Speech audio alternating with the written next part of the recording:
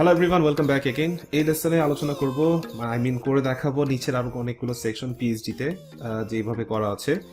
And right সাইডে আমরা menu নিয়ে কাজ করব। একটু মেনুটা আমাদের রিডিজাইন করতে হবে, কালারটা চেঞ্জ করতে হবে, সেটা আমরা পরে করছি। সো আমরা পিএইচডিতে যদি ব্যাক করি তাহলে এইটার সাইজ থেকে বাকি দুইটার সাইজ একটু ছোট।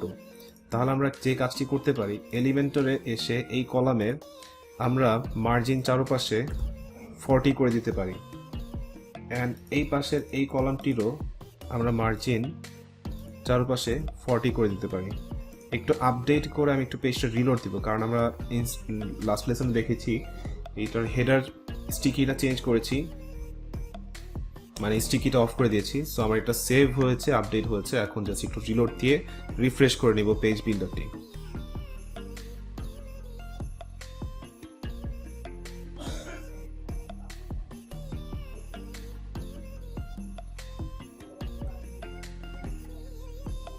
ওকে, এখানে ইমেজটি দেখা যাচ্ছে না, সামহাউ পেজ বিল্ডারের প্রবলেম করতেছে। আমরা একটু এখানে এসে রিফ্রেশ করে দেখি।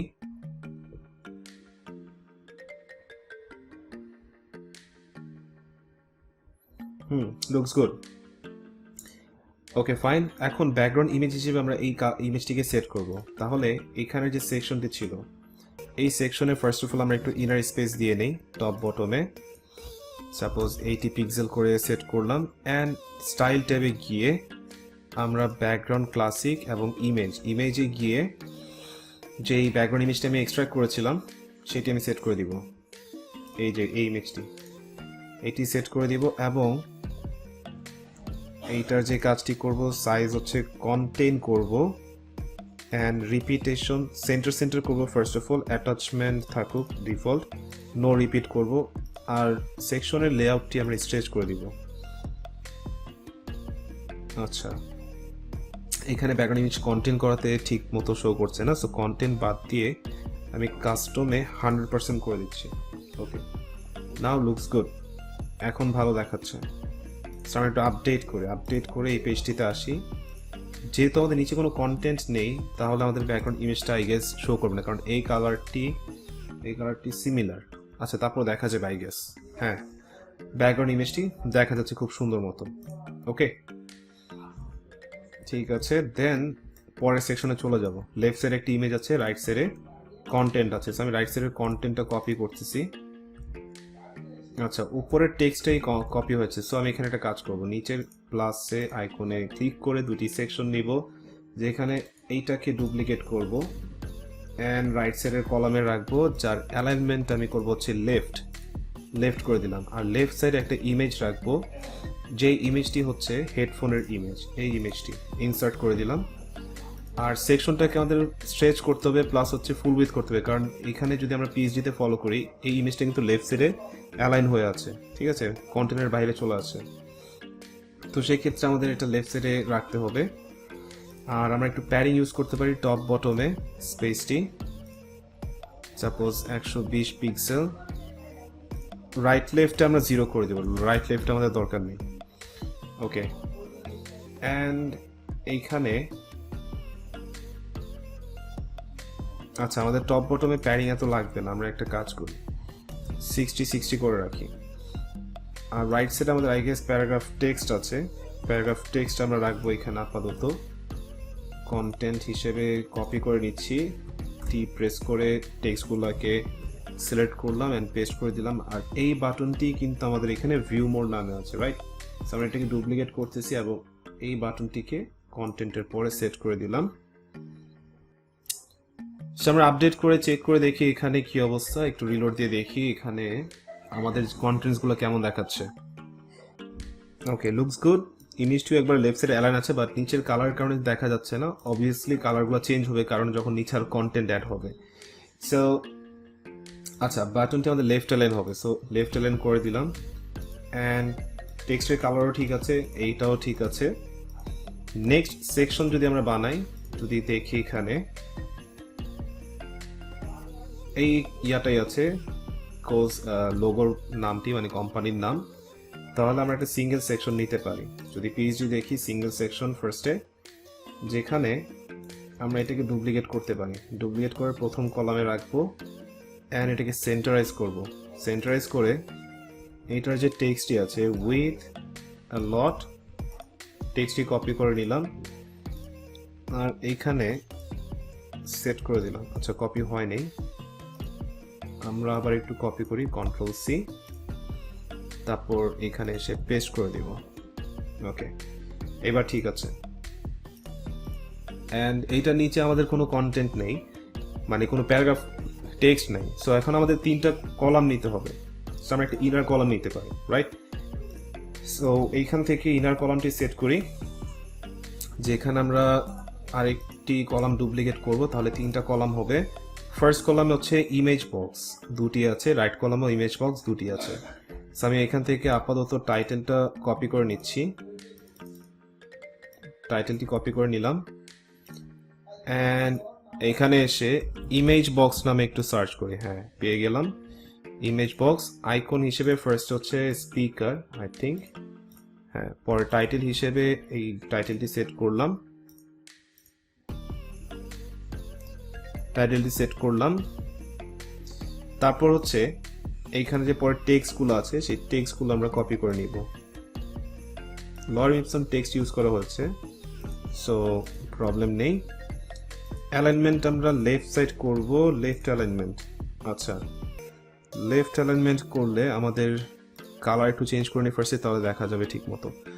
কন্টেন্টে গিয়ে টাইটেলের কালার হোয়াইট করব, আর টেক্সটের কালার অলরেডি লিঙ্কের কালার দেওয়া আছে, সেটা পেয়ে যাবে ভিউ পোর্টে, মানে ভিউ পেজে।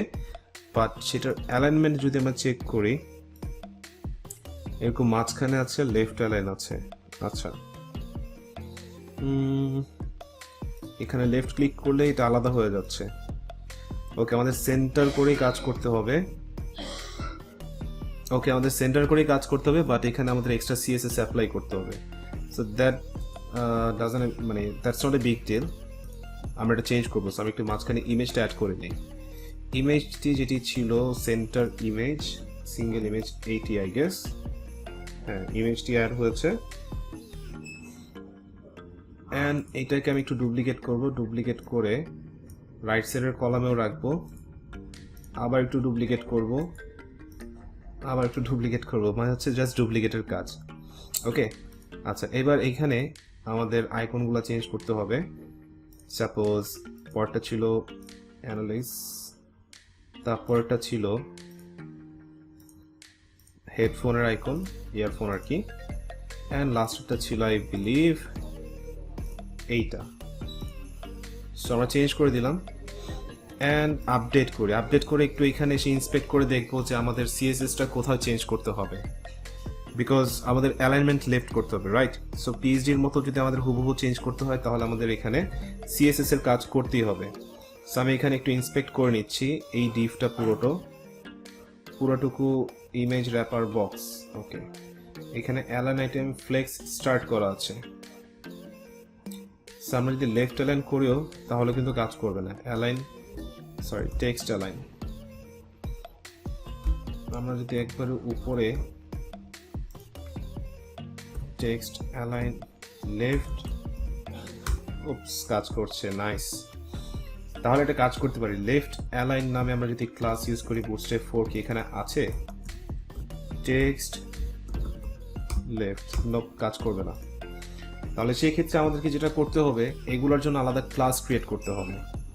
সো এই জায়গায় এসে এই এলিমেন্টটা সিলেক্ট করে আমরা ক্লাস করলাম হচ্ছে লেফট ড্যাশ টেক্সট। এই ক্লাসটাকে কপি করব, কোথায় চলে গেল, এইখানে এসে রাখি। ক্লাসটাকে কপি করলাম এবং এইটার জন্য আমরা পেস্ট করে দিলাম। আর এইখানে আরেকটি ক্লাস কপি করব, রাইট টেক্সট, কপি করলাম, পরেরটির জন্য আমরা সেট করে দিলাম। আচ্ছা, পরের ডিজাইন যদি দেখি, না সবগুলো লেফট টেক্সটই আছে, আমাদের এখানে লেফট টেক্সটই করতে হবে। তো এই ক্লাসটিকে আমরা কপি করব, কপি করলাম অ্যান্ড এইখানে রাইট টেক্সটের বদলে সেট করে দিলাম। পরেরটিতেও আমরা লেফট টেক্সট সেট করে দিলাম। Okay fine. এবার আমরা একটু এখানে এসে, আচ্ছা রিলোড দিলে হবে না কারণ আমি এটা আপডেট করি না, এটা আপডেট করতে হবে। আপডেট ডান। দেন আমরা সিএসএস এর অ্যাডভান্স সিএসএস করার জন্য এইখানে এসে একটু রিলোড দিব কাস্টমাইজ পেজটিতে।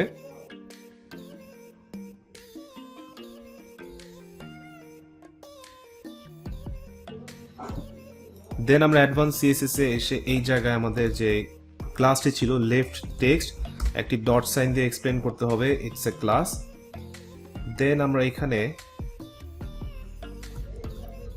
টেক্সট অ্যালাইন যে ক্লাসটি আছে মানে প্রপার্টিটি আছে সেটিকে আমরা সেট করে দিব। যদিও পাচ্ছে না, দ্যাটস আমাকে ইম্পর্টেন্ট সেট করতে হবে কিনা দেখিনি, বাট তারপরও কাজ করছে না। কেন কাজ করছে না আই ডোন্ট নো, একটু দেখিনি। এটা আপডেট তো ডান। ওকে, এটা পাবলিশ করার পর আমরা একটু ভিউতে দেখি। সামটাইমস হয়তো এটা আপডেট হতে হতে আমি এখানে রিলোড দিয়েছিলাম, দ্যাটস ওয়াই ক্লাস নেমটা পাই নাই। সো আমরা এখানে একটু উডমার্টে চেক করে দেখি। যদি কাজ না করে তাহলে একটা কাজ করতে হবে, আমাদের ইন্সপেক্ট করে একটু দেখতে হবে এখানে। তো এখানে ইন্সপেক্ট করে দেখি অ্যাকচুয়ালি আমার ক্লাস নেমটি কোথায় আছে। আমি একটু কন্ট্রোল এফ দিয়ে আমার ক্লাস নেমটি সার্চ করব। আচ্ছা, এই যে এখানে ডিভের আন্ডারে পেয়েছি উইজেট র্যাপার। ওকে ফাইন, এখানে আমাদের লেফট টেক্সট ক্লাসটি আছে, বাট আমাদের মূলত এই জায়গাটাতে অ্যাপ্লাই করলে কাজ করছিল, রাইট? একটু চেক করে দেখি। টেক্সট অ্যালাইন লেফট, নোপ, এখানে না। I believe image box wrapper, এইখানে টেক্সট অ্যালাইন লেফট। আচ্ছা, আমরা এই ক্লাসটিকে র্যাপার মানে যে ক্লাসটি আছে এলিমেন্টরের সেটাকে আমরা চাইল্ড হিসেবে ধরতে পারি। রাইট নাও দেখতে পারতেছি এটাকে চাইল্ড হিসেবে দেওয়াতে আমাদের প্রত্যেকটি টেক্সট অ্যালাইন লেফট হয়ে গিয়েছে, রাইট? সো আমরা এটা পাবলিশ করে দিই অ্যান্ড কিছু স্পেসিং ইউজ করতে হবে। এই টাইটেলের নিচে স্পেসিং লাগবে অ্যান্ড এগুলোর জন্য কিছু স্পেসিং লাগবে। সো আমরা 10 পিক্সেল স্পেসিং ইউজ করতে পারি। স্পেসার একটি অপশন আছে, টাইটেলের নিচে সেট করব ফার্স্টে, যেখানে 50 পিক্সেলেই থাকুক। অ্যান্ড ডুপ্লিকেট করব, ডুপ্লিকেট করে এই দুই কন্টেন্টের মাঝখানে আমরা 20 পিক্সেল স্পেসার ইউজ করতে পারি। সো আবার ডুপ্লিকেট করে লেফট সাইডে সেট করে দিলাম। এবার আপডেট করি। আপডেট করার পরে একটু রিলোডও দিব, কারণ এখানে অনেক কিছু আপডেট হয়েছে সিএসএস এর। রিলোড, এবং এই পেজটি রিলোড দিয়ে চেক করে দেখবো যে কেমন দেখাচ্ছে অ্যাকচুয়ালি ডিজাইনটা।